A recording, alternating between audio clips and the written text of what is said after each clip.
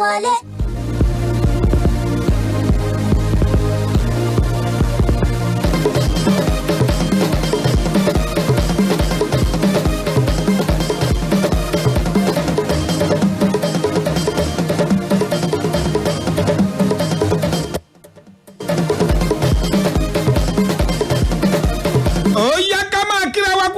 gbogbo bí tẹ́tí lápàtí máa gbá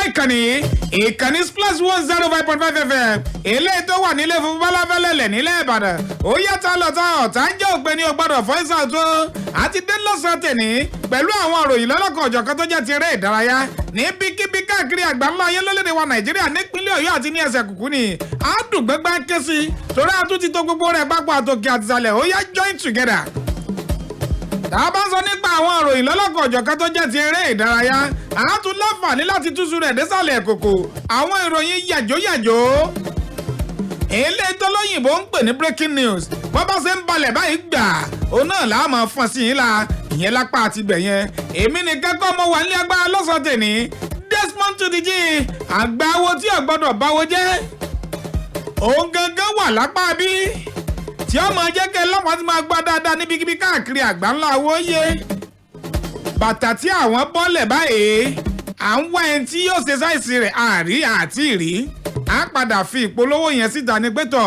bàtà tí Desmond bọ́lẹ̀ o ta ni ọ̀wọ́ ọkọ̀ àrí sáìsì ẹ̀ ń bí. ó jókòó tẹ pé lápá bí gbogbo bẹ́ẹ̀ ṣe ń gbọ́ wá káàkiri àgbáńlá ayé yẹn òun ló wà ní ìjáàjì ibẹ̀ yẹn ẹ tún máa wò wá live and direct níbikíbi káàkiri àgbáńlá ayé lórí ìkànnì ìbánidọ́rẹ̀ẹ́ Facebook ìkànnì ti Splash 105.5 FM lórí YouTube lórí Instagram tó fi lórí Twitter gbogbo ẹ̀ lẹ́ẹ̀tì máa wò wá live and direct tó dé ọmọ ọlọ́wọ́ olóòtú ètò Alex Ferguson ọlọ́wọ́lé Hamzat orúkọ tèmi the top striker eléyìí tó gallant gangan ni o àádùgbẹ́gbẹ́ ké sí ṣùgbọ́n ju gbogbo ẹ̀ lọ torí àkókò ẹjẹ́ sáré bẹ̀rẹ̀ láti orílẹ̀-èdè wa Nàìjíríà àgbọ̀wọ̀yìn fún ikọ̀ Super Eagles sí orílẹ̀-èdè wa Nàìjíríà lápá bí mò ń sọ̀rọ̀ nípa gbọ̀wọ̀yìn fún ikọ̀ ti Leganes yẹn nínú ìdíje abala kejì líìgì ti orílẹ̀-èdè ti Spain ìyẹn Kenneth Omeru ó ti jẹ́ òdi mímọ̀ yìí pé ẹ wò ó àìsà ẹ mọ̀ wulẹ̀ retí mi ń ò lè wá sẹ́rí ìfigagbága eléyìí tó wáyé láàrin ikọ̀ ti Leganes àti ikọ̀ Mirandes ìyẹn ní ọ̀sẹ̀ tó kọjá níbi tó ti ní ìfarapa ráńpẹ́ ó ní ìfarapa yẹn méjì àgbà òsì ń bẹ̀ yọ gbà ń tó ọ̀sẹ̀ méjì o fún díẹ̀ yìí ẹ wulẹ̀ fẹ́ lòmíì láǹfààní kó tó rọ́pò àyè yẹn ẹ mọ̀ pé nìkan ò kì í jẹ́ kílẹ̀ ọ̀fẹ́ àbùrọ̀ máa kẹ́ra wá kó wọ́n wá kẹ́ra dé kó á jẹ́ pórí àga náà lòun ó sì jókòó sí tàǹfààní yẹn wàá jẹ́ pé kò wúlò fara ayé kò tún wúlò fẹ́rù ọ̀run kó ń kúkú jókòó kẹ́ ẹ fún ẹlòmíì láǹfààní láti darapọ̀ mọ́ ikọ̀ Super Eagles ó ti fi sáránsẹ́ o sí olùkọ́ni Genotro ìyẹn lápá àbẹ̀yẹn olùkọ́ni Genotro ti pe Samuel Chukwueze agbábọ́ọ̀lù lọ́wọ́ ẹ̀gbẹ́ fún ikọ̀ ti Villarreal ní orílẹ̀-èdè ti Spain ó ní àlàyé Sàámú ṣé orí bọ́ọ̀lù rẹ tó ń gbá gbogbo wa la máa ń wọ̀ o à ń wo tó ń gbá fún ikọ̀ Villarreal ó dàbí ẹni pé tó ń gbá fún ikọ̀ Villarreal yẹn pọ̀ ó fẹ́ẹ́ tayọ sí tó ń gbá fún léde Nàìjíríà o èyí tó ń gbá fún léde Nàìjíríà ó kù díẹ̀ káàtó kọ̀ọ̀kọ̀ ta lẹ́nu tó mọ̀jẹ̀ àgbà òsì ń bẹ̀ o kọ̀tà lẹ́nu tó eléyìí tó ń gbá fún ikọ̀ Villarreal asa ń wọ̀ lọ́sọ̀ọ̀sẹ̀ à ń wo bó ṣe ń dábìí ẹni tó ń rọ̀ bí òwe nínú ikọ̀ Villarreal èyí ṣe tó wá jẹ́ pé ti Nàìjíríà bí ìgbà akẹ́lẹ́ èèyàn ń sọ ara rẹ̀ lò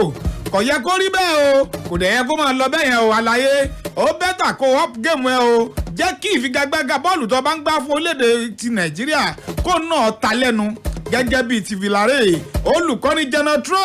òun lójú òde mímọ̀ bẹ́ẹ̀ torí àkókò pàápàá àwọn àfigagbága tí ó wà àwọn èyí tó wáyé lánàá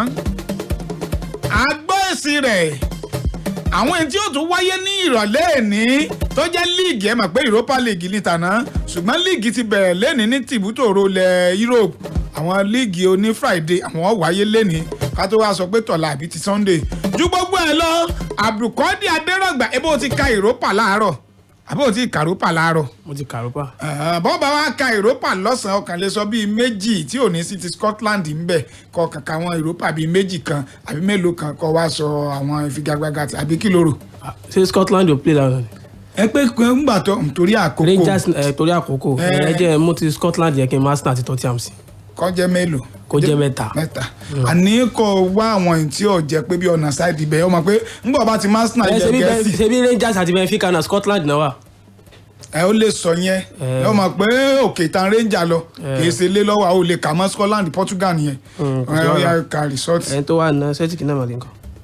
nínú díje UEFA Europa League eléyìí tó wáyé láyé àná AS Roma fi àjẹ CFA Club pẹ̀lú àwọn márùn sódò Young Boys láti Switzerland fi àjẹ CSK Sofia mẹ́ta sódò ni Rapid Vienna gbèrú Dundalk láti ojú fèrèsé àmì ayò 4-3 ni Arsenal oníbòòjé fi àjẹ Molde FC àmì ayò 4-1 Apoel Bielsa lánàá Bayer Leverkusen fi àjẹ àmì ayò 4-2 ni bákan náà Benfica àti Rangers láti Scotland àmì ayò 3-3 Real Sociedad yẹ̀yẹ̀ AZ Alkmaar àmì ayò 1-0 sódò Napoli tó dàbí ẹ̀kọ́ fi àjẹ Rijeka pẹ̀lú àmì ayò 2-1 Leicester City òun fi àjẹ Sporting Braga 4 sódò ni AC Milan lánàá Lille lọ́ọ̀rẹ́ jẹ́ mọ́lẹ́bí kan àmì ayò 3 sódò bákan náà Villarreal fi àjẹ Maccabi Tel Aviv pẹ̀lú àmì ayò 4 sódò Tottenham Hotspur fi àjẹ Ludogorets pẹ̀lú àmì ayò 3-1 ẹgbẹ́ alọ́ọ̀lù ọ̀fẹ́ àwọn fi àjẹ Slovan Labik pẹ̀lú àmì ayò 5 sódò ikọ̀ ẹgbẹ́ àwọn Celtic olóṣètè lánàá Sparta Prague yẹ̀yẹ̀ 4-1 ni ìdíje EPL lẹ́ni Brighton àti Burnley aago 6:00 Southampton yóò máa wà pọ̀ pẹ̀lú Newcastle aago 9 gẹ́gẹ́ nínú ìdíje Spanish La Liga Elche àti Celta Vigo aago 9 gẹ́gẹ́ náà jọ máa wò yájà Italia Serie A lẹ́ni Sassuolo àti Udinese wọn máa kọ́ apapamọ́ra collectively aago 9:15 dídé dáhùn Bundesliga Werder Bremen àti FC Köln aago 8:30 ní 8:30 PM láṣálẹ́ ìní ni. a fi fìlà périn ẹ̀ẹ̀kan ní máa ń níyì mọ́ sọ ma bẹ́ẹ̀ èmi mo lòwe yẹn a fi fìlà périn ẹ̀ẹ̀kan ní níyì mọ́ èmi mo ẹni tí wọ́n bá sọ pé ẹni tó bá fẹ́ sọ pé òun ló ní kọ́ nawọ́ tàbí kọ́ sọ̀rọ̀ tó ń tọ́ ọ̀ bá ní jáde kó nu studio bá sì jókòó yìí. àwọn bàbá wa ló lòwe. bàbá yín wò. àwọn bàbá wa ló lòwe.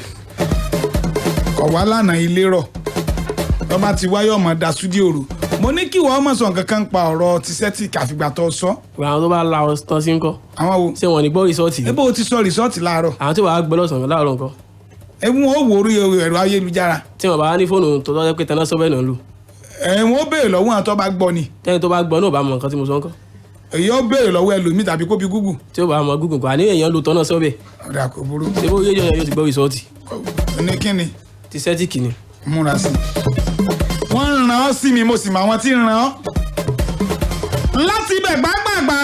báwọn fi gágbága ṣe wáyé lẹ́sẹ̀ gbọ́ yẹn o ìyẹn ní àná bákan náà àwọn eléyìí tí ó wáyé lẹ́ni náà lẹ́tún ti gbọ́ yẹn ẹ má gbàgbé pé mo ní àáfi géèmù 5 mi ńlẹ̀ lẹ́ni bó tiẹ̀ jẹ́ pé tàná yẹn 5 àtààbọ̀ ló dé wọlé nù mẹ́fà torí pé straight win ní Sociedad ó wá ṣùgbọ́n over rẹ̀ náà lọ ba nǹkan jẹ́ mú wọn mọ́ àwọn kẹrẹ̀mú kẹ̀kẹ́ ó lọ ba nǹkan jẹ́ mọ́ wọn láà ṣùgbọ́n ju gbogbo ẹ̀ lọ á tún gbìyànjú 5 mi ìwò ìyànjú náà ẹlẹ́dàá gbà ìjọ abábímọ kọ́ ní rìn àbùkọ́dé adérọ́gbà ló ní owó yẹn èmi èémú tí èsè tèmi mọ́ ti tèmi bí nǹkan ṣe rí lápá abẹ yẹn nìyẹn àwọn bàbá wọn ló lòwe. ó yá láti ibẹ̀ yẹn gbàgbàgbà ká sún ọwọ́ iwájú ká gba inú ikọ̀ Barcelona wọlé o ikọ̀ Barca ni ẹ wò David Alaba David eléyìí tí wọ́n ní gbé bóyá kó wá darapọ̀ mọ́ ikọ̀ tí àwọn ò ní lè sanwó tó fẹ́ máa béèrè fún 15 million euro lọ́dọọdún yóò lágbára díẹ̀ pẹ̀lú ipò tí Barcelona wà yìí o àbẹ́yìn ọ̀gbọ́n gbogbo tí lọ́ngbòrò pẹ̀lú ipò táwọn wà lórí pé àwọn tí ẹ̀sìn ń bẹ àwọn agbábọ́ọ̀lù tó wà nílẹ̀ gangan à ń yìí ń bẹ̀ wọ́n lọ́wọ́ ni o torí pé ó ti àákéré tán à ń fẹ́ dé bíi 30% inú owó ìyà tí kálukú ń gbà ṣé wọ́n gbọ́dọ̀ tún gbọ́ pọ́n tó lè gbé agbábọ́ọ̀lù kan tó máa fún 15 million euro torí kíni bó ti ẹ̀jẹ̀ wípé àdéhùn ọlọ́fẹ̀ẹ́ ni ó bá wá ọ tó bá jẹ́ wípé òpin sáà tí ń bọ̀ ni ó padà wọlé wọ́n ní ju gbogbo ẹ̀ lọ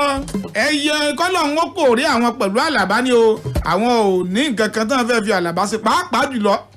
lórí owó ọ̀yà rẹ̀ tó gara yẹn ikọ̀ Barca wọ́n náà fún àwọn agbábọ́ọ̀lù àti àwọn òṣìṣẹ́ àwọn láǹfààní ọjọ́ bíi 6 sí kí kálukú obìnrin ronú pìwàdà pé tọ̀ gbogbo ọ̀nà tó náà bá mọ̀ láti ran ikọ̀ yìí lọ́wọ́ àníṣe àwọn gbọ́dọ̀ dín ìdá 30% nínú owó ọ̀yà wọn bí bẹ́ẹ̀ kọ́ gbèsè ó padà wọlé torí bíi 300 million pounds òun lówó tó jẹ́ yí pé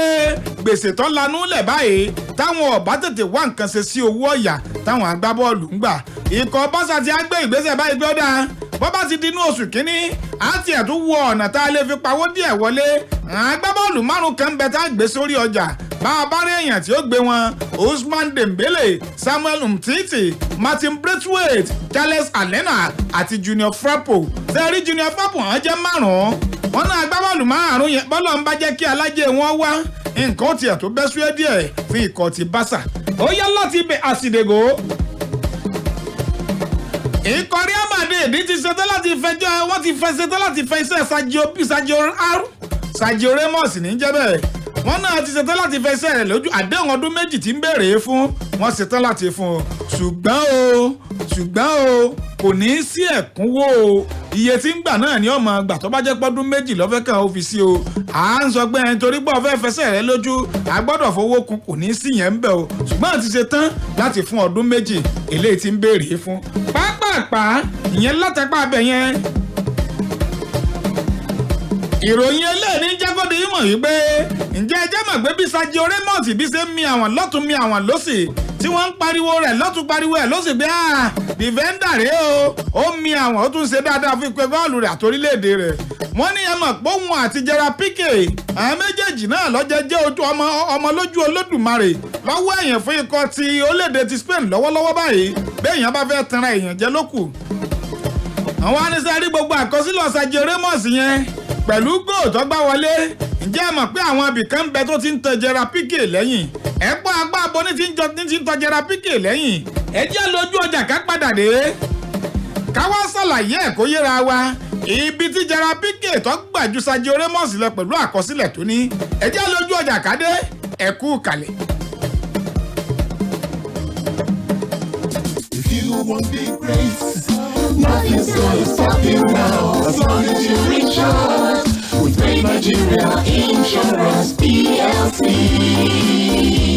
your greatness is now. Ìfòyà kò sí fún wa mọ́ o. Bẹ́ẹ̀ la ò sì pàdánù mọ́. Great Nigeria Insurance PLC nìfọ̀kànbalẹ̀ wa tí ìjàmbá ọkọ̀ bá ṣẹlẹ̀ lórí ilẹ̀ tàbí ẹrù àti ọjà wa lórí omi tàbí lójú òfurufú. Iná jó dúkìá tàbí àwọn alọ́kóló kígbe ni àti bẹ́ẹ̀ bẹ́ẹ̀ lọ. Ilé-iṣẹ́ adójútòfò tí ẹ ti mọ̀ bí ẹni mowó ni. Kápá ẹ̀ wọ́n ti ń bá bọ̀ ọjọ́ pẹ́ pẹ̀lú ẹ̀rí tó dájú. Ẹ pe ẹ̀rọ ìbánisọ̀rọ̀ 234-134-29161. Ẹ̀rọ ayélujára info@greatnigeriaplc.com. Great Nigeria Insurance PLC ilé-iṣẹ́ mádàndófò tó pèrègèdè.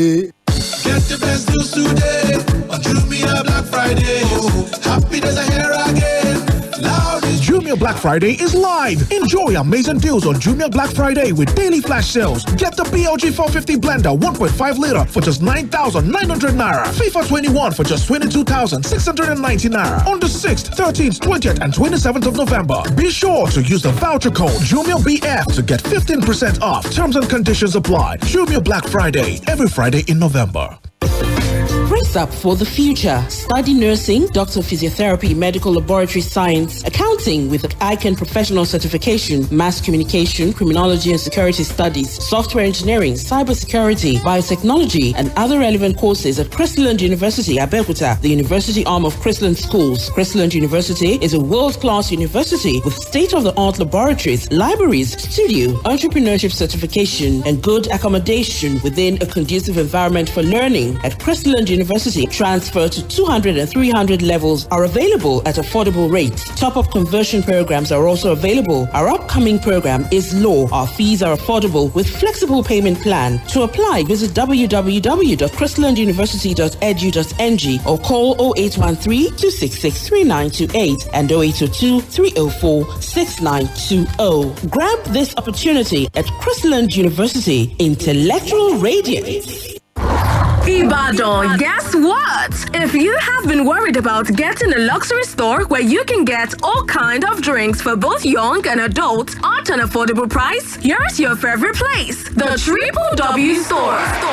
Sounds exciting, right? Triple W Store is a luxury store that delivers a variety of drinks to different locations and also for different kinds of events. At Triple W Store, we sell 100% original drinks for young and adults at wholesale price. You will never regret doing business with us. We are located at Preboya Shopping Complex beside Alibaba Suyaman, UI Road, Ibadan. You can follow us on Instagram at triple.w.liquorstore. Call us on 0817-717-5015 or 0802-040-8550.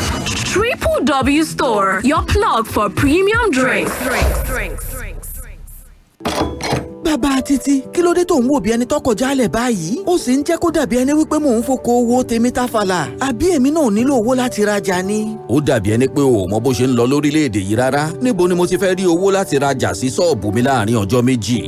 pẹ̀lú ọ̀nà àbáyọ ètò ìyàwó tuntun advance 48 láti iléeṣẹ́ advance lafayette microfinance bank ó lè gbà tó $500 náírà láàrin ọjọ́ méjì láti yanjú ìṣòro owó fún okòwò rẹ ní kíákíá o kò nílò láti fowópamọ́ pẹ̀lú wọn tàbí onídùúró kí wọ́n tó yá ọ lówó kò sì nira rárá pè wá lónìí sórí 07000 advance ìyẹn ní 07000238267 tàbí kó kàn sí wa lórí ẹ̀rọ ayélujára www.advancenigeria.com láti bẹ̀rẹ̀.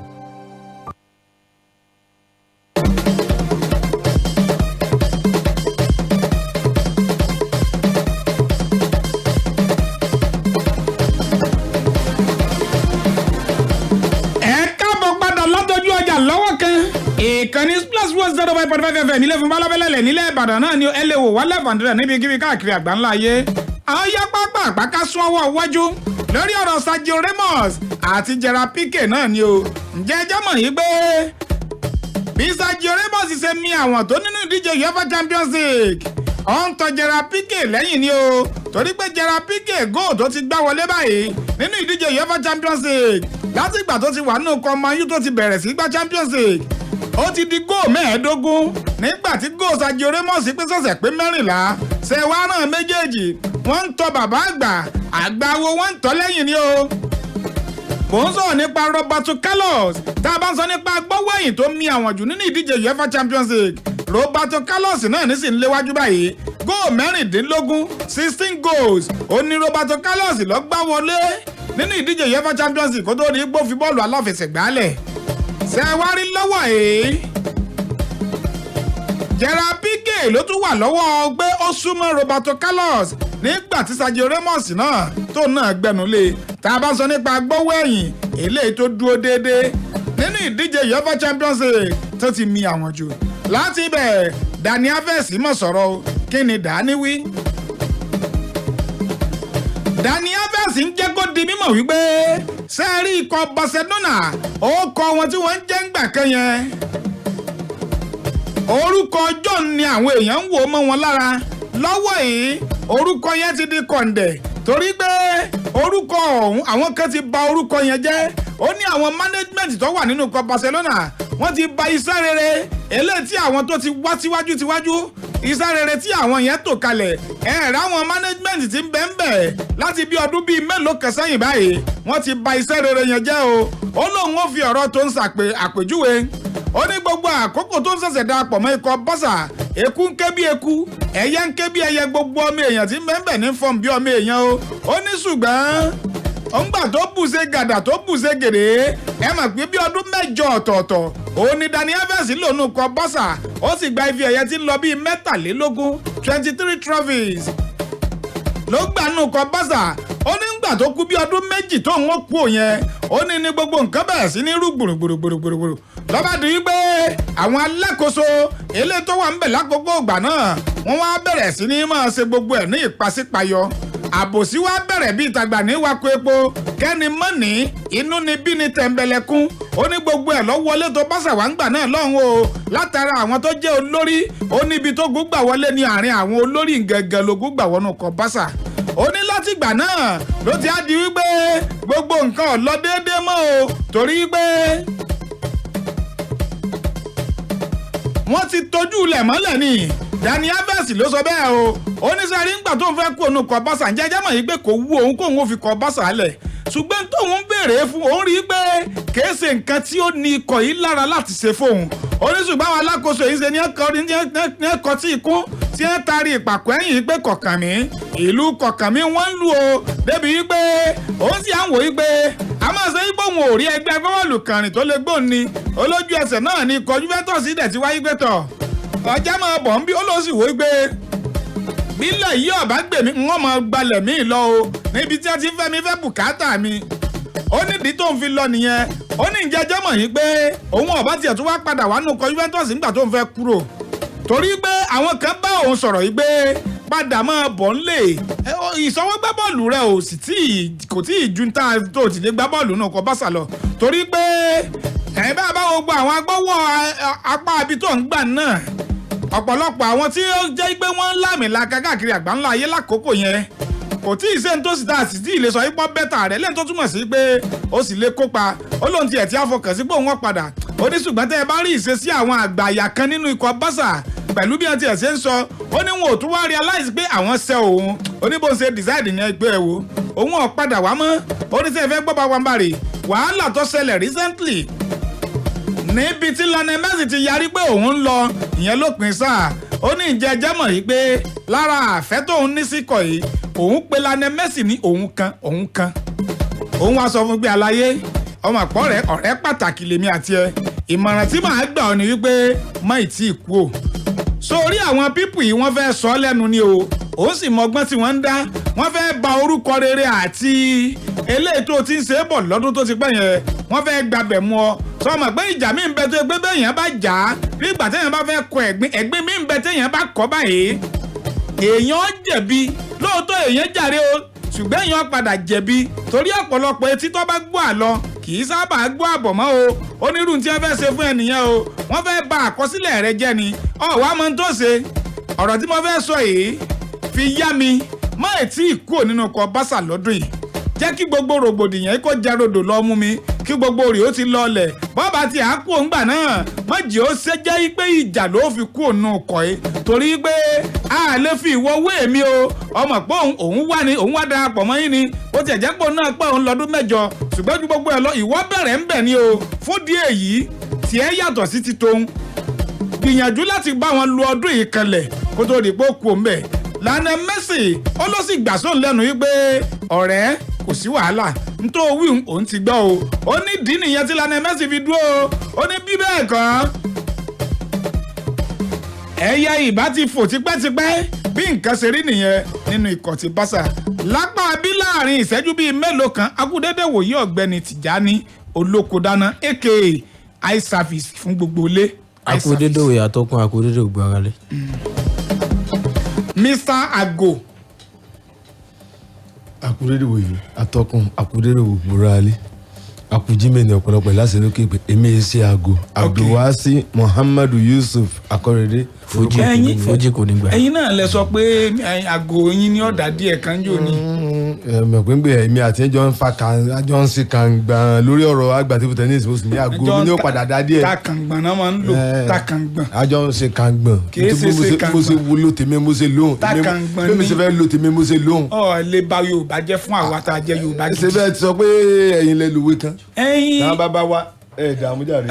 àgbà àyà méjì àwọn àgbà àyà méjì kan máa pera ẹ̀ ní àgbà wo ìkejì àgbà ní wa ọkọ̀ omi àbí kí ni wà àwọn àgbà àyà méjì mọ wà lọ́dọ̀ wọn bí yìí o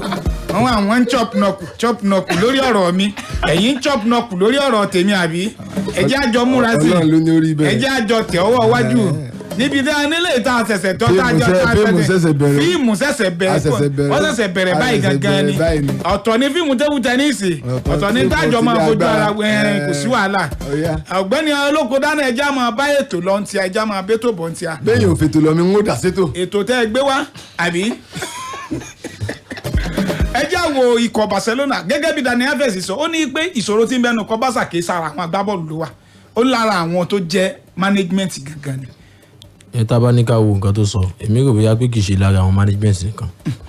kò sí bí management á ṣe ní ṣe lórí ikọ̀ tí ó ní í ṣe pẹ̀lú àwọn agbábọ́ọ̀lù lọ́lọ́kan òjọ̀kan nínú kẹgbẹ́ agbábọ́ọ̀lù náà torí nǹkan kan ṣẹlẹ̀ nínú kẹgbẹ́ agbábọ́ọ̀lù Barcelona kópẹ́kópẹ́ yìí pé nígbà tí Lionel Messi ń jó di mọ̀ pé òun lọ àwọn agbábọ́ọ̀lù kan wà tó yẹ kí wọ́n dákẹ́ bó ti ẹ̀ ṣe pé lẹ́yìn ìgbà yẹn wọ́n sọ pé táwọn bá ní káwọn sọ̀rọ̀ ó ṣeé ṣe kó pé nǹkan táwọn á padà sọ kó padà yí má wọn lọ́wọ́ àwọn nǹkan tí mo rò ní pé àwọn agbábọ́ọ̀lù tí wọ́n dákẹ́ yẹn tí wọ́n padà sọ pé á yí má wọn lọ́wọ́ yẹn wọ́n ní nǹkan kan ṣe pẹ̀lú àwọn ìgbìmọ̀ tí wọ́n ṣàkóso pẹ̀lú ìgbà yẹn pé àjọṣepọ̀ yẹn gún ọ́ pé wọ́n fẹ́ sọ nǹkan kan torí pé tó bá sọ kankan á dá ìgbà tó yẹ kí wọ́n ṣojú ayé ìgbà tó yẹ kí wọ́n fẹ́ máa bẹ́ẹ̀ ni irú tó yà wá dáadáa ìgbà tó yẹ kí wọ́n ṣojú ayé tó yẹ kí wọ́n fẹ́ máa fi ọ̀bẹ ẹ̀yìn jẹ àwọn alákòóso ṣiṣẹ́ pé wọ́n dẹ̀ ti ní nǹkan kan ṣe pẹ̀lú wọn lójú tèmi fi wo nígbà tó bá tún wá ń sọ̀rọ̀ láti fi máa báàgì lórí Messi àdàbí ìgbà tó yẹ wípé wọ́n fi máa ọ̀jẹ̀ńlé orò ọ̀jẹ̀ńlé egun ẹ̀yin náà làwọn ẹ̀yin lẹ lówó yẹn ẹ̀yin lẹ lówó èmi gbantí ẹ̀ bá ṣe tèmi ẹ̀yin lẹ lówó yẹn ẹ̀yin ò ìjówe ti bí àwọn kan. tábà ní ká wo nǹkan tó ṣẹlẹ̀ yìí àwọn agbábọ́ọ̀lù gangan ni wọ́n fún àwọn alákòóso ní àwọn nǹkan míì tó bá jẹ́ bí ọ̀rọ̀ kọ̀kọ̀ nínú àwọn agbábọ́ọ̀lù tó bá jọ ṣèpàdé pọ̀ wọ́n á lọ bọ́ àwọn alákòóso wọ́n á lọ bá wọn sọ̀rọ̀ torí tí ìbá ṣe bẹ́ẹ̀ àwọn alákòóso yẹn ń react àwọn nǹkan kan nínú ẹgbẹ́ agbábọ́ọ̀lù Barcelona tó ń dàbí ìgbà tó yẹ pé wọ́n ti gbọ́ nǹkan kan. ní ìgbà tí àwọn kan lọ ń gbé rúmọ̀ wọ́n lọ ń gbé àbòsí wọ́n lọ ń gbé fún wọn tí wọ́n bá gbọ́. débi wípé nígbà tí wọ́n bá padà wu ìwà yẹn láti ọ̀wọ́ àwọn alákòóso ó máa ń ya Lionel Messi lẹ́nu pé báwo ni nǹkan tí wọ́n ṣe tó ṣe papọ̀ mọ́ nǹkan táwa sọ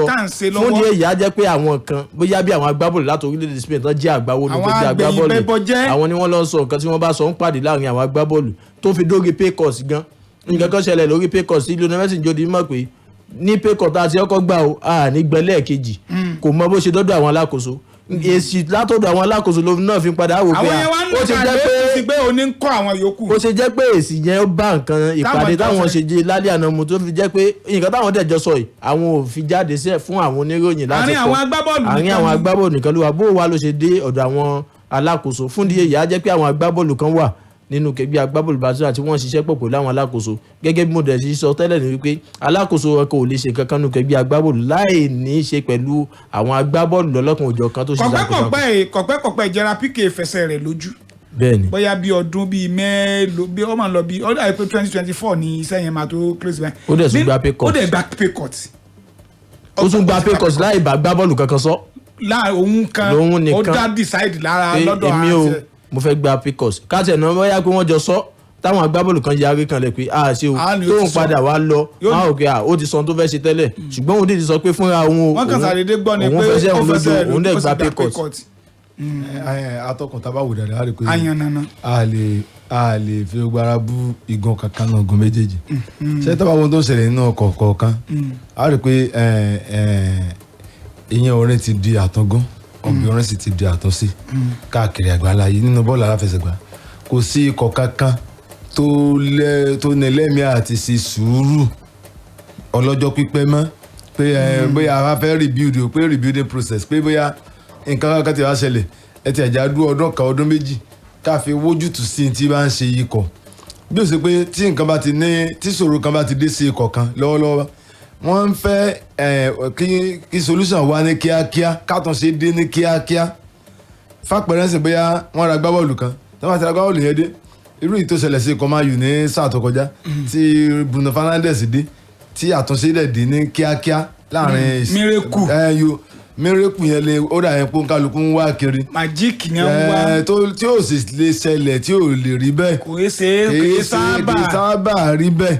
ifeanyi yẹn tá a sọ pé ó mú magic wọn òun náà wà ń bẹ báyìí ṣe tán tó fi wà nù ìlà yìí lo tí ò tiẹ̀ tí ì pẹ́ kankan so èmi rò pé ohun tó ń ṣẹlẹ̀ yìí ó ní í ṣe pẹ̀lú pé sẹ́rí ikọ̀ Barcelona wọ́n jẹ́ ikọ̀ kan tó kànrìn tó yẹ pé wọn ò dẹ̀ kànrìn tó bẹ́ẹ̀ tẹ́lẹ̀ kó tó di pé olùkọ́ni Pep Guardiola gba iṣẹ́ wọn sáyé látìgbà tí olùkọ́ni Pep Guardiola ti gba iṣẹ́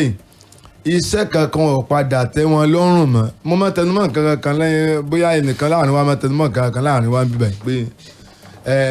wọ́n máa nílò pé bóyá kí Pep Guardiola padà wá kó wá padà ṣe iṣẹ́ òun kó má rí ṣe bíi tìjú òun gbaná wọn ó tó gbà pé kése igi sánmọ́gi ẹni ọ̀bọ fi ń yọ̀ǹjọ́ òun náà tọ́ wá gbégi kan sí. wọ́n sì rí pé kílódítà yòókù ò lè mítọ̀ pẹ̀lú tẹ́nìkan ti ṣe. ṣé àfihàn pé bẹ́ẹ̀ ni wọ́n ń wò ni pé even olùkọ́ni Luis Enrique tó gba ife 5 ní sáà kan kò tẹ́ wọn lọ́rùn níbi 2015. irú winning jó ní sábà. mẹ́fà jó ní náà wọ́n fẹ́ kó máa wáyé lọ́dọọdún. sáà nìkan ni. ẹwẹ́ Nelson Harvard tí wọ́n lé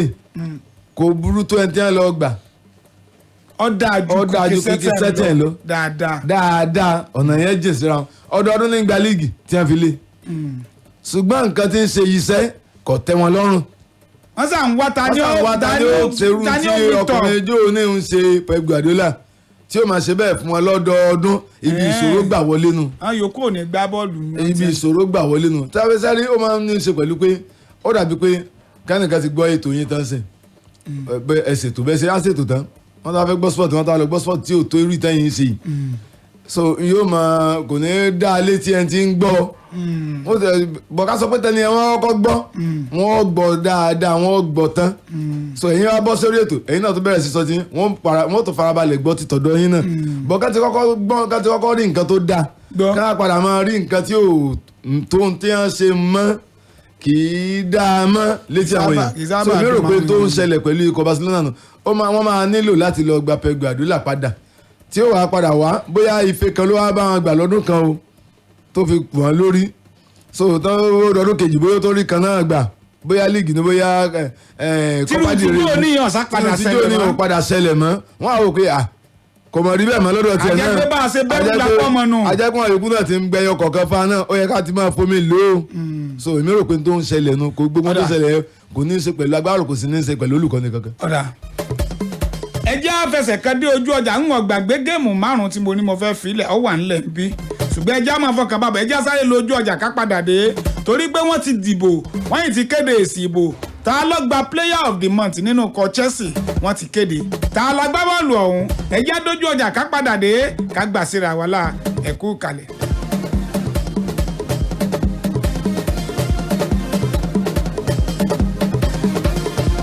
Solar Telecoms tó ti sílẹ̀ ìtajà míì sí GLN Dùgbẹ̀ Ìbàdàn.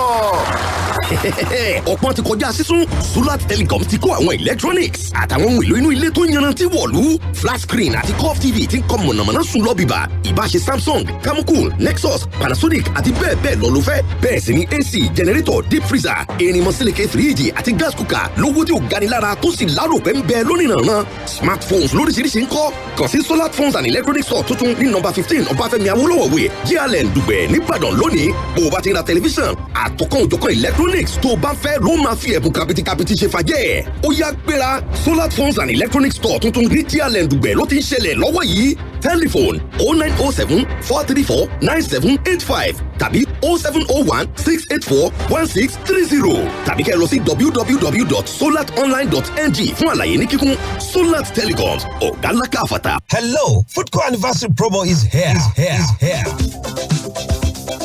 With lots of freebies and incredible price slash on anniversary weekend from 6th to 15th November this year. Come and experience tremendous giveaways of up to 25% off in your shopping in our winning basket on weekends. That's not all. We also have other amazing offers on some of your favorite items. Fun Snacks Choco Malt, buy one get one free. Fun Snacks Choco Champ, buy one get one free. Always Platinum Dough, buy two get one free. Golden Mon 450 grams at 650 naira only. These offers available to customers that enroll for our loyalty system. Kindly walk into any Foodco store to enroll today. Foodco anniversary promo from 6th to 15th November this year. It's all about rewarding your loyalty over the years. Offers available while stock lasts. Times and conditions apply.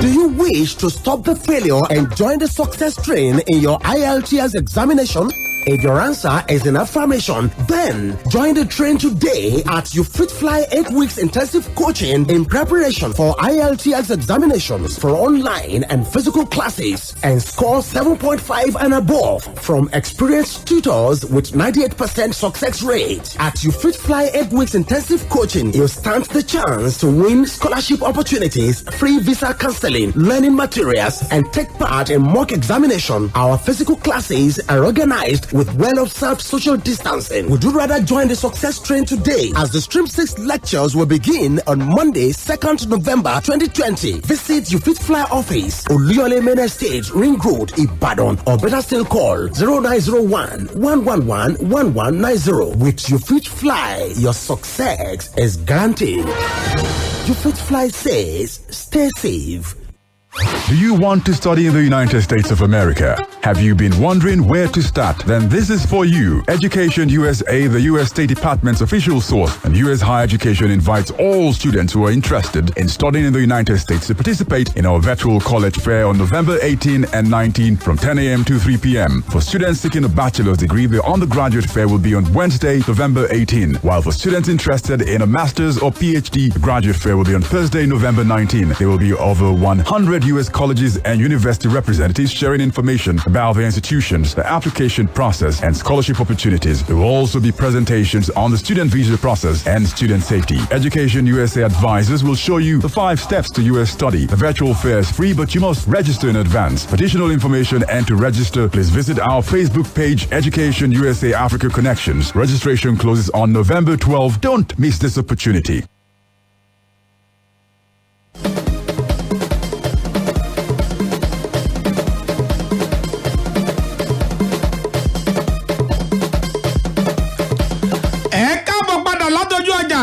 ìkànnì Splash 105.5 FM náà ni ẹ máa wà láǹfààní rẹ̀ níbikíbi káàkiri àgbáńlá ayé pápápá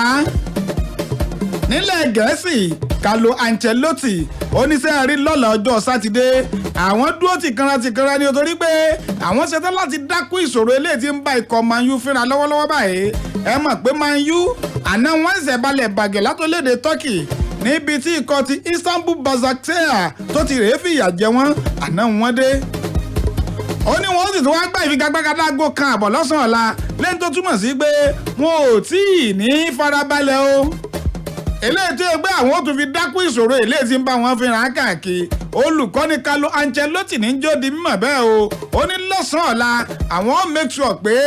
ìṣòro kan Man U ó tún fẹ̀jú sí i olùkọ́ni Carlo Ancelotti ló sọ bẹ́ẹ̀ àti ìwà ọmọ tí ó ṣẹlẹ̀ báyìí nínú ikọ̀ Manchester City former player ikọ̀ Man City kan wọ́n ń pe orúkọ rẹ̀ ní Emily Mpeza ó ní pé kí Pep Guardiola kó má sọ pé òun wá Messi kankan káàkiri pé bí Messi bá darapọ̀ mọ́ ikọ̀ Man City nǹkan ò lè yàtọ̀ pé ọwọ́ ẹ̀yìn rẹ̀ ni kò sí àtúnṣe sí ṣé bẹ́ẹ̀ lọ̀rọ̀ yẹn rí. tábánikà wo nǹkan tó sọ yìí èmi rò bóyá pé ìfẹ́ inú ló fi sọ̀rọ̀ lórí ìfẹ́ tó ní sí Lionel Messi gangan ká ló jẹ́ agbábọ́ọ̀lù tó náà nífẹ̀ẹ́ sí ni kò èmi rò bóyá pé kò ní sọ pé kí olùkọ́ni kó má gbé Lionel Messi wá sínú ẹgbẹ́ agbábọ́ọ̀lù ó náà mo fi sọ bẹ́ẹ̀ ṣe é pé opinion náà ó ní í ṣe pẹ̀lú ìfẹ́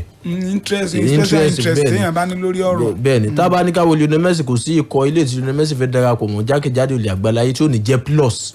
fún ikọ̀ ẹgbẹ́ agbábọ́ọ̀lù ọ̀hún ká yọ wípé bóyá pé financial aspect kúrò nípa bọ́ọ̀lù aláfẹsẹ̀gbá gan. ká yọ wípé owó tí ó méjì gangan tí ó wọ àti pákéjì tí ó mú wọnú ọkọ̀ yẹn nípa bọ́ọ̀lù aláfẹsẹ̀gbá plus ló máa jẹ́ fún wọn torí pé àwọn agbábọ́ọ̀lù tó bá ń bẹ̀ gan àǹfààní náà là jẹ́ fún àwọn agbábọ́ọ̀lù láti rí nǹkan kan tàbí méjì kọ́ lára Lionel Messi agbábọ́ọ̀lù tí ò tó Lionel Messi gan tá bá sọ nípa ọdún Jude Gallo ó dénú kọ Manchester United gan a rí àpẹẹrẹ pé ó wọ inú ẹgbẹ́ agbábọ́ọ̀lù lára tamátà sí wọn tẹ́lẹ̀ tó ti wà ń bẹ̀ tẹ́lẹ̀ Anthony Martial látàrí kó ń sọ pé dúró síbí àwọn agbábọ́ọ̀lù táwọn fojú wò pé wọ́n láàmì lákàánú kọ ti Manchester City tán bá tún rí Lionel Messi àwọn náà tún rí ẹ̀kọ́ kan tàbó mi kọ́ lára àwọn lára Lionel Messi èmi wá rò pé látàrí wípé ó ní kó má gbé Lionel Messi èmi sọ pé nǹkan tó jẹ́ kó sọ bẹ́ẹ̀ ni pé bóyá owó ọ̀yà eléyìí tí wọ́n máa san fún Lionel Messi tó bá fi lè darapọ̀ mọ́ wọn pé ìtẹ́ẹ̀fì wulẹ̀ gbé Lionel Messi pẹ̀lú àdúró owó tẹ́ mọ̀ san fún yìí ẹ̀ ṣe kún wulẹ̀ pa owó ìpọ̀ kẹ́ ẹ lọ tún gbé àwọn agbábọ́ọ̀lù lọ́wọ́ ẹ̀yìn débi pé ẹ̀ ní àwọn agbábọ́ọ̀lù lọ́wọ́ ẹ̀yìn tó pọ̀ débi pé tí kan bá ní farapa ẹ̀ rà agbábọ́ọ̀lù míì láti fi replace ẹ̀ èmi rò bóyá pé torí self interest eléyìí tó ní lórí Lionel Messi òun ló fi ń sọ gbogbo tó ń sọ yìí. ṣé bọ́rọ̀ ṣe rí náà toró mi rí ní ìsìn ọ̀gbìn kankan. kọ́ a máa bí tó bọ̀. ọ̀dà kò burú gbà náà ló tún ní wọn àpè mí sẹ́tẹ̀ bẹ́ẹ̀ màmá sí bẹ́ẹ̀ wọn àpè mí sẹ́tẹ̀ òun lọ́mọ fẹjọ́ sùn lẹ́nu àwọn sùpò lẹ́nu géètì wọn àpè mí sẹ́tẹ̀ ni àpè mí sẹ́tẹ̀ ni ètò náà láti tiẹ̀ ní tiẹ̀ ti fẹjọ́ sùn ok nínú sọ pátì ẹ ti lọ mọ fẹjọ́ sùn gbọ́dọ̀ kọjá níbo níbi tí wọ́n jọ forí wa sọ. ẹ̀yin kọjá wò. àdàgọ̀ wúlò wọ́n ń gbọ́ àwọn tí a náà ń gbọ́ ń bẹ̀ ẹ̀jẹ̀ àjọ dàálẹ̀ kájọ tó sa. a ti bẹ̀rẹ̀ báyìí náà. yá káti ẹjọ́ kọjá pọ̀. káti ẹjọ́ kọjá papọ̀ káwé tí wọ́n lẹ̀ ló pọ̀. bẹ́ẹ̀ bá tó bẹ́ẹ̀ kẹ́ kọjá. káwọn pààrọ̀ ọmọ yẹn jù mí lọ́nu géètì ọ̀hún kí mi pààrọ̀ ọmọ ó sì mọ àwọn àpàdé àlùdé bẹ̀ ṣùgbọ́n ju gbogbo ẹ̀ lọ náà ọwọ́ kókó la fi wọ́gi. ó ló ti ń pọ̀fọ̀ fún yín o sẹ́ ń gbọ́. ọ̀wùsà wọn fi wọ̀. sẹ́ ń gbọ́ ó ló ti ń pọ̀fọ̀ fún yín o. ó yá láti bẹ̀yẹn pápápá nínú ikọ̀ Man U náà láwa o àwọn alákòóso Man U wọ́n ń kọ̀nsídà wípé bá a bá ti àájá wípé ń gbà tí gbogbo ń tẹ́ ń gbọ́ lábẹ́lẹ̀ ń bá padà ṣẹlẹ̀ àwọn nǹkan kan tá ń gbọ́ lábẹ́lẹ̀ nípa pé olùkọ́ni kan lọkọ̀ lọ bó bá ti á padà ṣẹlẹ̀ tágán làwọn lè nàka sí ọ̀pọ̀lọpọ̀ ní sọ pé Mauricio Pochettino náà lọ́wọ́ à ń lẹ́ o kíní kankan o àwọn kan wá ní ọ̀dà olùkọ́ni RB Leipzig ìyẹn Julian Nagelsmann ìyẹn náà tún kọ́ ẹgbọ́n náà Pochettino àti Nagelsmann èwo ni ikọ̀ Man U lè táwọ́ síta lè sọ yìí pé ìkan gbé kan. èmi rò pé tọ́wọ́ ẹkún bá fẹ́ gba olùkọ́ni tán dẹ̀ fẹ́ fún lásìkò tí èsì olùkọ́ni tí ò sì pọ́n wá mẹ́ríkù tí wọn ọmọ wa májíìkì kàkàkiri pé yóò dé yóò tó tí wọn gbà fọlọ́n ló bí ọ níbi tọrọ wọn bí ọ̀rọ̀ wọn bá dé dúró. ọdún kààbọ̀ ọdún méjì tí yóò fi bá wọn tún gbogbo ohun tó ti dàrú tí yóò fi tán tó Nagelsmann bẹ́tà. Ọ bẹ́tà Pochettino agbáwo Pochettino máa gbà wo lo bó ti ní ìrírí. ó ní ìrírí nílẹ̀ Gẹ̀ẹ́sì lódodo. ilẹ̀ Gẹ̀ẹ́sì náà máa ń yù wá. tábà wo olùkọ́ni Nagelsmann yára rí pé ó kó àwọn ikọ̀ wáyé láti abala kejì líìgì látọdún tó ti dé ó sì ń wà ní ipò kìíní sí kẹta lọ́dọọdún ó dẹ̀ ń bá gbà á mu so èmi rí ikọ̀ yìí gẹ́gẹ́ bíi pé tábàdẹ̀ wo gba àwọn ọmọkùnrin tó ń lò kò sẹ́ni kankan téèyàn kankan mà káàkiri àgbáńlá yìí òun ló sọ wọ́n di nǹkan even tó lórí Timo Werner kò sẹ́ni tó mọ Timo Werner òun ló sọ gbogbo àwọn agbábọ́ọ̀lù tó wà nínú ọkọ̀ yìí Upamecano ni ó gbá ní àwọn ni kò sẹ́ni kankan téèyàn kankan mọ̀ òun ló sọ wọ́n di nǹkan tó ń kálukú mọ́dà èmi rò pé tán bá lọ gbé wọn tábàdẹ̀ tó ń wo ìsọwọ́ tukọ̀ rẹ̀ yẹn style of play gangan ni kókó a rí pé attacking minded team ni tó yẹ pé kì í jókòó sẹ́yìn fún ẹni kọ̀ọ̀kan kò sí irú ẹ̀ tó bá rí o jẹ́ ẹ̀ bá bẹ́ even níjọ́ tí ikọ̀ Man U náà ní 5-0 ó ṣe attack títí tí wọ́n fi nà ní 5 náà ni so ó ní style tó dáa. ẹ̀ka ò gbèsè bí Nagelsmann náà ni sójà náà 5 kankan. kò ní túmọ̀ sẹ́rí gbogbo ọkọ̀ láyé kò sẹ́ni tí o kì í ní bad day tiẹ̀. táwa dẹ̀ wo kọ́ ẹ́ kí Man U tó nà ní 5-0 yẹn òun ló ń lékè tábìlì nílẹ̀ ní Germany before week yẹn. kó tó di pa wá jábọ̀ week yẹn. torí pé lẹ́yìn ìgbà tí Man U nà ó tó padà pàdánù lópin ọ̀sẹ̀ yẹn náà sí ọ̀sẹ̀ yẹn ni ò dáa fún wọn. so kò nítumọ̀ kò sí ikọ̀ tó kàrin even ikọ̀ Bayern Munich ló kàrin káàkiri àgbáńlá yìí. ó ti jìyà lọ́dún yìí. ọ̀fẹ́ àti nà 4 sẹ́yọ kan lọ́dún yìí. so lọ́dún táwọn lẹ́nu gba sáà bẹ̀rẹ̀ yìí náà so nínú bíi 12 tó gbá tó ti borí bíi 11 ń bẹ ìyà tó jẹ ìyà tó lówúra ni lọ́wọ́ ọkọ̀ tí ò tó ìyẹn fẹ́ hàn so èmi rò pé téèyàn bá máa jìyà ọjọ́ tọ́lọ́ máa ti kọ̀yà mọ́ yẹn kò sọ́gbọ́n tó lè fi yẹ. ìyà onílé àfi bí irú tíjọ́ òní tí Ọlọ́run yẹ. ìjọ tí mo fẹ́ nà yín tọ́lọ́ bá yín yẹ. ọjọ́ tí mo fẹ́ nà yín yẹ tọ́lọ́ bá yín yẹ dúpẹ́ fọlọ́njọ́ yẹn. atọ́kùn ṣe lápọ̀dọ̀ tèmi nǹkan méjì mo fẹ́ kí Manchester United kan ṣe. àkọ́kọ́ ni pé kò sí olùkọ́ni tó máa fẹ́ gbà tí wọ́n bá ti lè fún olùkọ́ yẹn ní sè lórí transfer olùkọ́ni yẹn náà máa fail. Idud ló ń ṣe transfer. ẹlẹ́ẹ̀kejì ni wípé kí wọ́n wá sporting director nínú kẹgbẹ́ agbábọ́ọ̀lù Manchester United. wọ́n ní Idud ti mọ̀ṣẹ́ àwọn tí ń gbé wọlé lọ́wọ́ ẹ̀hán Fernandes ọmọ lè gidi gan mọ́ ni. ẹ dábàá ní ká wo àwọn tó ń gbé wọlé lóòótọ́ àwọn agbábọ́ọ̀lù kan wà tó yẹ pé wọ́n yinwọ́ ṣùgbọ́n ní ààyè tí olùkọ́ni gangan bá fẹ́ agbábọ́ọ̀lù tó yinwọ́ sí kì í ṣe gbogbo ààyè yìí náà ni wọ́n gbé agbábọ́ọ̀lù wọlé sí àwọn agbábọ́ọ̀lù kan wà tó yẹ pé wọ́n fi ìfẹ́nu gbé wọlé bóyá látàrí pé bóyá pé lórí àdéhùn yẹn bóyá ó léye tí ó bọ̀ sí bóyá ó léye tí ó bọ̀ sóun náà lápò. ẹ̀sìn mà wọlé Alex Telles gbogbo ẹ̀sìn mà ń wọlé láyé Idud kì í mà ṣeré àwọn Edinson Cavani. àwọn striker yìí. alákòóbá nìyẹn ẹ jẹ́ kàn máa yọ wọn àmúyàn lóhùn. ọyọ láti bẹ̀ gbàgbàgbà wọ́n láwọn ọ̀fẹ́ pressure fún ni o ìyẹn olùkọ́ni Ole Gunnar Solskjaer torí pé gbogbo awuyewuye tí ń lọ lábẹ́lẹ̀ pé wọ́n gbaṣẹ́ wọn ò gbaṣẹ́ yẹn kó tó di pé yóò kojú ikọ̀ Everton kan ní lóòótọ́ ni kan ní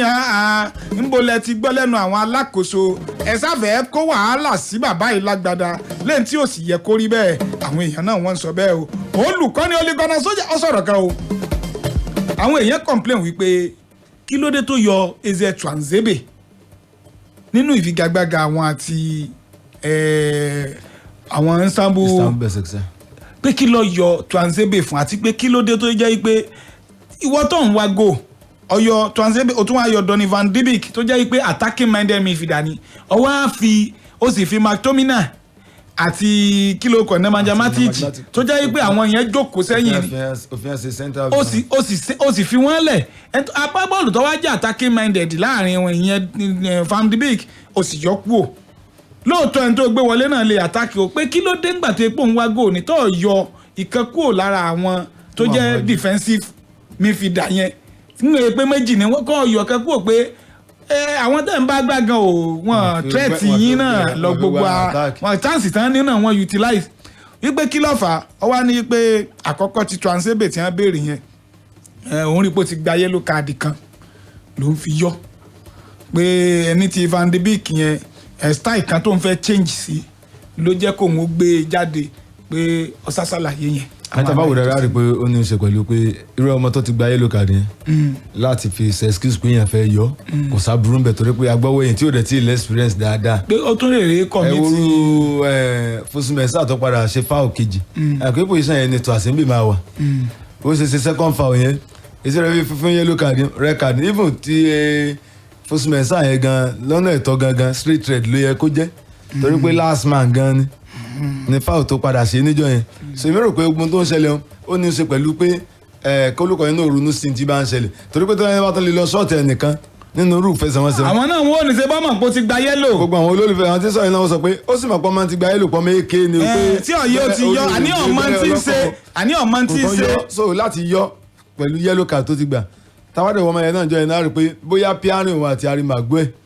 bóyá ni ò wá òkè torí pé táwáwò sọ tukọ̀ ọjọ́ yẹn á rí pé olùkọ́ yẹn lèmi á bú wọ́n fẹ́ pí Harry Maguire àti Transebe papọ̀ wọ́n ní Harry Maguire jẹ́ maka fún Transebe kí Transebe wá jẹ́ last man kó jẹ́ libero èmi rò pé wọn kì í ṣe bẹ́ẹ̀ pé experience player tó jágbàlagbà nílẹ̀ kó láàsì lẹ́yìn kọ́dẹ̀ fọmọ kékeré kó máa bá ṣe rough job kó máa bá mark bọ̀ bá bọ́n ṣe tó tiẹ̀ ǹjọ́ yẹn ó lè wo pace tó bá wo pace ẹni tó bá jẹ́ stopper tó jẹ́ marker òun gan náà need the pace torí pé òun náà jẹ́ máa marker fún striker gangan tó jẹ́ ẹni tó ń gbéná lé wọn so tó bá dẹ̀ fẹ́ lo pace òun náà ni wọ́n jọ sáré tó yẹ pé loose ball ni ó máa wá sọ́dọ̀ ẹni tó rí pé bóyá òun slow díẹ̀ so èmi rò pé láti wá lo wọn bẹ́ẹ̀ jẹjọ yẹn rí pé ló jẹ́ kọ́mọ yẹn ó padà gba yellow card tó gbà gangan torí pé àyè tá fi sí loose ball tó wá bá kò mọ bó ṣe lè dí pẹ̀lú ẹ̀ tó fi di pé lọ ní foul tó ṣe tó fi gba yellow so láti yọ èmi ò rí bú láti yọ torí pé láti yọ ọmọ kékeré ni central road tó sì gbàre kò sọgbọ́n tó lè dá. ọba sì gbà rẹ kàdí bẹ́ẹ̀ ó lè tún mọ́ padà wọnú tí wọ́n bá. ibi ìṣòro wà even bá ṣe tó wá yọ yẹn náà ni tí wàá yẹ pé olùkọ́ni bá ṣàlàyé fún pé torí yellow card la fi yọ ó lè dá àmọ́ra rẹ̀ tó yẹ pé ìrẹ̀wẹ̀sì adébá agbábọ́ọ̀lù ẹ̀wọ̀n tí Pogba ṣe ní jọ tán play last tó jẹ́ pọ̀ ló ṣe mistake tán fi nà wọ́n against Chelsea ẹ̀rù pín bàtà fẹ́ yọ yẹn Bruno Fernandes ló yọ ó fi Pogba lẹ̀ ní tó dá lólùkọ́ ní ṣeun láti má wé ẹ̀ dáhùn pé àbí nítorí pé mo kọ̀mítì fáwọn nínú etí náà fi yọ mí ni so gbogbo orú nǹkan yẹn yóò kó rẹ̀wẹ̀sì gba bá bọ́ọ̀lù so èmi rò pé gbogbo orú ọgbọ́n àtinúdá bẹ́ẹ̀ ó dáa fún olùkọ́ni torí pé bí kan bá bàjẹ́ ìmí ń bẹ téèyàn ó tún ṣe kó tó di pé ọjọ́ lọ ẹjọ́ àwọn àti Arsenal ọjọ́ àwọn àti Arsenal ni kì í sí Chelsea ọ̀sẹ̀ olókòdáná abẹ́rẹ́ sọ́rí kọ́ọ̀dì olókòdáná wọ́n ti dínwó àyànnàná wọ́n ti dínwó Pogba o wọ́n ti dínwó Pogba gbogbo ọ̀rọ̀ ni wọ́n á pa ìwọ lẹ́rìn àbòsí búkú yìí náà ni kí ló fẹ́ rìn. àìsàn àfi ṣiṣẹ́ atọ́kùn ẹ̀tọ́ ní àyànnàná àṣìbáwá nìkan lè bá wí àwọn pé ó rí bẹ́ẹ̀ náà. ní atọ́kùn àyànnàná ìbá ń pera wá sákèésí ni àbẹ̀wò ni £53 million wọ́n ní bẹ́ẹ̀ bá ní lọ́ọ́bà yẹn wá gbé Pogba ẹ lè gbèrò Ìjẹ̀bú. mi kò tiẹ̀ sáyé fún Ìjẹ̀bú. ń bọ̀ ẹ gbé lọ. àwọn tí ó gbé ó gbé. Ọbàntà United. Ọbàntà FC tabaníkà wo nǹkan tó ṣẹlẹ̀ yìí lápọ̀dọ̀ tèmi mi rò bóyá pé nǹkan tó tún jẹ́ kí owó yẹn gara wọ 53 ni wípé wọ́n ṣe ẹ̀fẹ̀ṣẹ̀ ìlójú sí àdéhùn ọdún kan tí wọ́n ní lórí ẹ̀ èyí option òun ló fà á tí owó yẹn ṣe súnmọ́ £53 million tabaníkà wo ìṣe dáadáa ti ẹ̀gán lọ́wọ́ ẹ̀ kò já gbá bọ́ọ̀lù bíi £40 million lọ pẹ̀lú tó ń gbá lọ́wọ́ ìfún ẹgbẹ́ agbábọ́ọ̀lù yìí ṣùgbọ́n látàrí wípé ẹ mọ̀ pé asking price lèmi pè ní tòótọ́ torí tá a bá ní ká wo ikọ̀ ẹgbẹ́ agbábọ́ọ̀lù tí ó bá gbé náà wọ́n á ná pẹ̀lú bóyá jẹ́ 53 yẹn kò sí kọ́ tí ó kó 53 lẹ̀ cash. wọ́n tún náà fi sí lórí ni wọ́n tún ná. pé ẹ̀sà àdásá kùkù ti mà pẹ́ ná iye tá a fi asking price nílé ọ̀dà kò sí wàhálà ẹja tẹ ọwọ́ wájú. nínú ikọ̀ Chelsea wọ́n padà dìbò wọ́n ti kéde agbábọ́ọ̀lù player of the month ìyẹn fún inú oṣù kẹsàn-án inú oṣù kẹwàá